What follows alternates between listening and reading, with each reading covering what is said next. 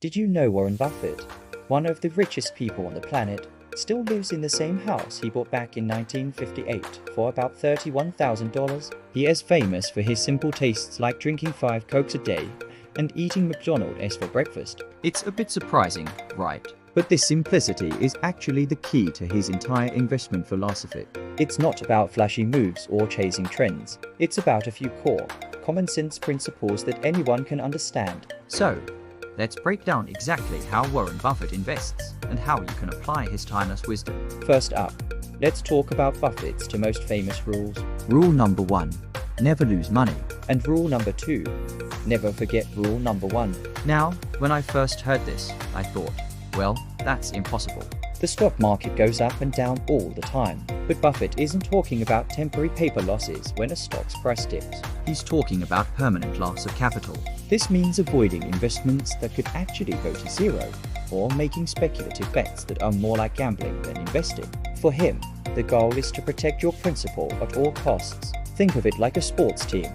A great defense doesn't guarantee you'll win every game, but it stops you from getting blown out. By focusing on avoiding big mistakes, you automatically put yourself in a much better position to succeed over the long run. It's about playing the long game, not chasing short-term wins that could end in disaster. So how do you avoid those big mistakes? That brings us to his second principle, the circle of competence. This is such a powerful idea. Buffett says you don't have to be an expert on every company out there. In fact, you shouldn't even try. Instead, you need to define what you know and, more importantly, what you don't know. Your circle of competence is made up of the industries and businesses that you can genuinely understand. Maybe you're a software engineer, so you have a deep understanding of tech companies. Or maybe you've worked in retail your whole life and you know what makes a great brand. Whatever it is, stick to that. Buffett himself famously avoided tech stocks for decades during the .0 bubble because he said he just didn't understand them. People called him crazy, said he was washed up. But by staying within his circle, he avoided the catastrophic crash that wiped out countless investors.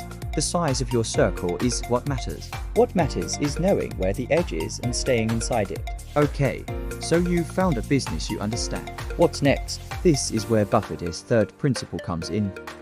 You need to find a company with a durable competitive advantage, or what he calls a moat. Think of a medieval castle. A wide moat protected it from invaders. In business, a moat is something that protects a company from its competitors. It's what allows it to earn high profits year after year. This moat could be a powerful brand, like Coca-Cola. People all over the world recognize that red can and will pay a little extra for it, even though there are cheaper sodas. Or it could be a low-cost advantage, like Costco. They sell goods in bulk so cheaply that it's almost impossible for others to compete on price. Other moats include patents, like with pharmaceutical companies, or the network effect, where a service becomes more valuable as more people use it. Think of Visa or MasterCard. Buffett looks for businesses with wide, sustainable moats because they are much more predictable. They're less likely to be disrupted overnight, which makes them safer long-term investments. Now, let's talk about the stock market itself. This is where many people get tripped up. They see prices flashing red and green and they panic. But Buffett has a brilliant way of thinking about this, and it's our fourth principle, Mr. Market. He wants you to imagine that the stock market is your business partner, a very moody guy named Mr. Market. Every single day, he shows up at your door and offers to either buy your shares in a company or sell you his. The thing about Mr. Market is that he's a manic depressive. Some days he's euphoric and offers you ridiculously high prices for your shares. On those days, you might consider selling to him.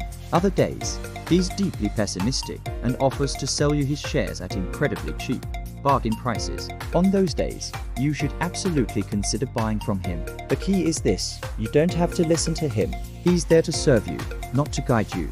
You can ignore him completely. The market's mood swings create opportunities for the rational investor. When everyone else is panicking and selling, that's your chance to buy great companies at a discount. When everyone is greedy and euphoric, that might be a time to be cautious. Don't let Mr. Market's emotions become your emotions. This leads us directly into the final, and perhaps most important principle. Think long-term and embrace the power of compounding. Buffett didn't get rich overnight. He's been investing since he was a kid. He famously said, "Our favorite holding period is forever." This isn't just a catchy phrase, it's the foundation of his wealth. When you own a piece of a great business, You're not just hoping the stock price goes up. You're allowing that business to grow, to innovate, and to reinvest its profits year after year. This is the magic of compounding. It's like a snowball rolling down a very long hill. At first, it's small and doesn't pick up much snow, but as it gets bigger, it starts gathering more and more snow, faster and faster. Time is your greatest ally in investing.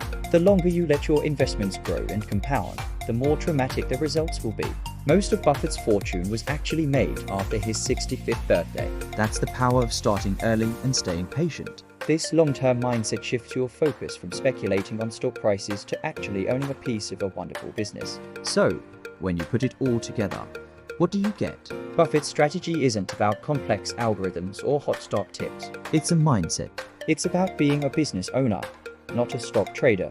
It's about patience, discipline, and a commitment to lifelong learning. You start by protecting your capital, no big mistakes. You stick to what you know, your circle of competence. You buy wonderful businesses protected by a strong moat. You use market volatility to your advantage, thanks to Mr. Market. And finally, you give your investments the time they need to grow through the incredible power of compounding.